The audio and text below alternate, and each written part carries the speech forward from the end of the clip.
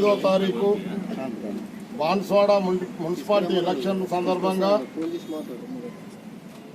జరిగిన తర్వాత 9వ నాడు సాయంత్రం రోజు ఏదైతే ఇందూరు శేఖర్ అనే వ్యక్తి అక్కడ కోడ్ని ఉల్లంఘించి అక్కడికి వెళ్ళిపోయిన తర్వాత మేమందరం కూడా అతన్ని బ్లాక్ కాంగ్రెస్ ప్రెసిడెంట్గా భావిస్తూ అతని పట్ల మాకేమీ ఇది లేదు, అతను కూడా కాంగ్రెస్ పార్టీకి కార్యకర్తగానే భావిస్తాం. కానీ 12 గంటల తర్వాత యలమంచి శ్రీనివాసరావు గారితో పోవడము అది సమంజసమా? మరియు అది వారికే తెలియాలి. ఎందుకంటే వారు బ్లాక్ కాంగ్రెస్ ప్రెసిడెంటు, మేము డిస్టిక్ డెలిగేట్లో వారి హయాంలో కూడా మేము పనిచేస్తూ ఉన్నాం. మరియు ఏదైతే రుద్రుల్లో సభ పెట్టి అక్కడికి ఏదైతే మా ద్రవణపల్లి సతీష్ గారు వచ్చినారో వారు వచ్చి వారికి నోరు ఎంతుంటే అంత మాట్లాడడం మంచిది కాదు. బీర్కూర్ సతీష్ గారికి ఒకటే చెప్తా ఉన్నా నేను, మీరు ఏం మాట్లాడారు? మీరు బాలరాజు రా చూసుకుందామన్నారు, కానీ అది పద్ధతి కాదు. మీరు గత ప్రభుత్వంలో ఇదే కాసల బాలరాజును ఓడియటానికి మీకు అదే ఏరియా ఇన్ఛార్జిగా ఇచ్చి వారి ఇంటి చుట్టూ మీరు తిరిగి ఓడగొట్టడానికి మీరు ప్రయత్నం చేసిర్రు. ఓడగొట్టగలిగినవా సతీష్ అని అడుగుతా ఉన్నాను. మరియు నువ్వు కాంగ్రెస్ కార్యకర్త అంటున్నావు, ఎప్పుడు కాంగ్రెస్లో వచ్చారు మీరు సతీష్ గారు? మరి అదేవిధంగా పాత బాలకృష్ణ అనే వ్యక్తి వారు కూడా వారి నోరు కూడా అదుపు లేకుండా మాట్లాడుతున్నారు. కానీ రాజకీయ జీవితం ఎవరికి శాశ్వతం కాదు, ఎవరికి ఇది కాదు. కానీ మన నోరుని అదుపులో పెట్టుకొని కొంత మాట్లాడితే బాగుంటుందని నేను ఒకటి సూచన చేస్తా ఉన్నా. ముఖ్యంగా మీ అందరికీ ఒక నాయకుడున్నాడు, ఏనుగు రవీందర్ రెడ్డి అనే వ్యక్తి 4 పర్యాలుగా ఎల్లారెడ్డి కాన్స్టిట్యున్సీలో వారు గెలుపొందడం జరిగింది. గెలుపొందిన తర్వాత ఆ ప్రజలు నిన్ను నెట్టేసిర్రా, మరి నిన్ను మా పక్కన తోసేసిర్రా, అది మీ విజ్ఞాతకే వదిలేస్తారు. మీరు అక్కడ డెవలప్ చేసిర్రా, మీరు డెవలప్ చేయలేదా అక్కడున్న ప్రజలకు తెలుసు, మీ విజ్ఞాతకు నేను వదిలేస్తాను. ఇంకోటి, మీరు దళితుల భూములు 100 ఎకరాలు వేసుకున్నారని పేపర్లు వచ్చినాయి, కానీ మాకేం సంబంధం లేదు. కానీ మీరు అక్కడి నుంచి ఇక్కడికి రావటానికి కారణం అది మీకే తెలియాలి. ఇంకొకటి, ముఖ్యంగా మీరు ప్రతి ఒక్క మాటకి మన సీఎం గారు చెప్పిన మాటను కూడా విలువ లేకుండా మాట్లాడడం సరైన పద్ధతి కాదు. మన గౌరవ పోచారం శ్రీనివాసరెడ్డి గారికి మన ముఖ్యమంత్రి గారు వారి ఇంటికి పోయి ఆహ్వానించిన తర్వాత మేమందరం వారితో కలిసి పనిచేస్తూ ఉన్నాం. ఎందుకంటే వారి కాన్స్టిట్యున్సీని అభివృద్ధి చేశారు.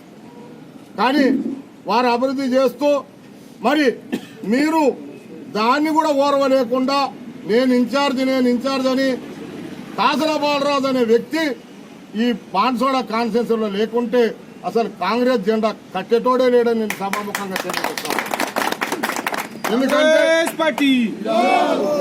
ఎందుకంటే అక్కడ మన గౌరవ పోచారం శ్రీనివాసరెడ్డి మినిస్టర్ చేసిన ఇక్కడ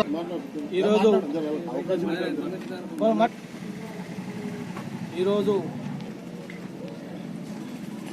పత్రికా సమావేశానికి వచ్చినటువంటి కాంగ్రెస్ కుటుంబ సభ్యులకు, పత్రికా మిత్రులందరికీ నా యొక్క హృదయపూర్వక నమస్కారాలు.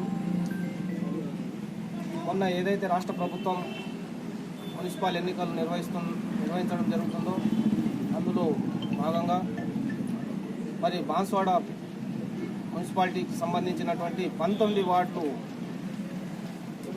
వార్డులకు బీఫామ్లు ఇచ్చి కాంగ్రెస్ పార్టీ పక్షాన బీఫామ్లు ఇచ్చి మరి మన బాన్స్వాడ కాన్స్టిట్యూషన్లో ఉన్నటువంటి అన్ని మండలాల ముఖ్య నాయకులకు పిలిచి అక్కడ ప్రచారం కొరకు మాకు కొంత బాధ్యతలు అప్పగించడం జరిగింది. ఆ రకంగా మేము కూడా పోయి పనిచేయడం జరిగింది.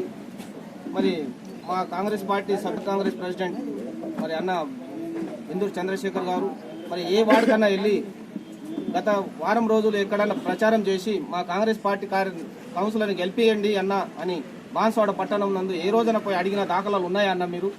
మరి అలాంటప్పుడు ప్రచారం ముగిసిన తర్వాత ఎన్నికల కోడ్ ఉండగా మీరు బీఆర్ఎస్ పార్టీ నాయకులతో కుమ్మక్కై మరి మా నాయకులైనటువంటి చైర్మన్ అభ్యర్థి విజయ కాసుల బాలరాజు గారిని ఓడించడం కన్నంగా కట్టి మీరు బాన్స్వాడ పట్టణానికి చేరుకొని రాత్రిపూట పైసలు పంచడం మీకు ఏం అవసరం వచ్చిందని అడుగుతా ఉన్నాం.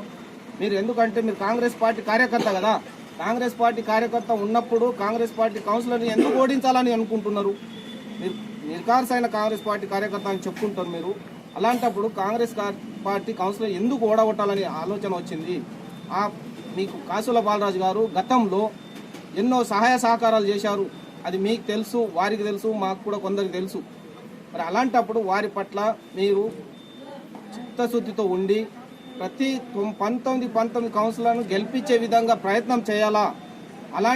అలాంటప్పుడు మీరు కాంగ్రెస్ కార్యకర్త అవుతారు. కానీ బీఆర్ఎస్ నాయకులతో బీజేపీ నాయకులతో కుమ్మక్కై మీరు కాంగ్రెస్ నాయకులను ఓడించడానికే పనిచేసారు తప్ప కాంగ్రెస్ పార్టీ కొరకు పనిచేయలేరు.